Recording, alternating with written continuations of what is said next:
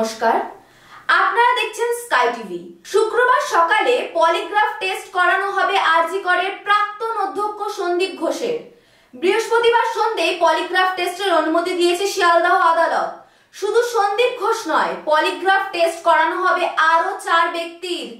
Police সূত্রে খবর, ঘটনার দিন ওই নির্যাতিতার সঙ্গে ওই 4 জন চিকিৎসক ডিনার করেছিলেন। তাদের পলিগ্রাফ টেস্ট করানো হবে। বৃহস্পতিবার সন্দীপ ঘোষ সহ ওই 4 জন চিকিৎসকের গোপন জবানবন্দি আবেদনও মঞ্জুর করা হয়। এবার মঞ্জুর করা হলো পলিগ্রাফ পরীক্ষার আবেদনও।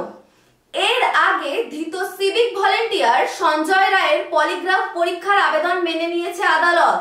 পলিগ্রাফ টেস্ট বা লাই ডিটেক্টর পরীক্ষা হলো সন্দেহভাজনের বলা কথা কতটা সত্যি বা মিথ্যে তাই ধরার একটি পরীক্ষা।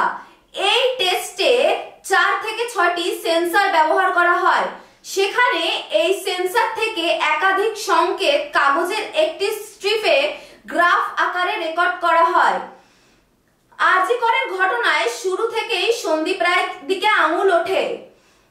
তবে তিনি পদত্যাগ করার পর স্বাস্থ্য ভবনে ফের তাকে অধ্যক্ষ পদ দেওয়ার বিতর্ক বাড়ে আরো। গত কয়েকদিন ধরে দফায় দফায় সন্দীপ ঘোষকে জিজ্ঞাসাবাদ করেছে সিবিআই। পুলিশও তার বিরুদ্ধে দুর্নীতির অভিযোগের তদন্ত শুরু করেছে। সব ধরনের সব খবর পেতে সাবস্ক্রাইব করুন স্কাই টিভিকে। ভুল করবেন না কিন্তু লাইক, কমেন্ট এন্ড শেয়ার দিতে।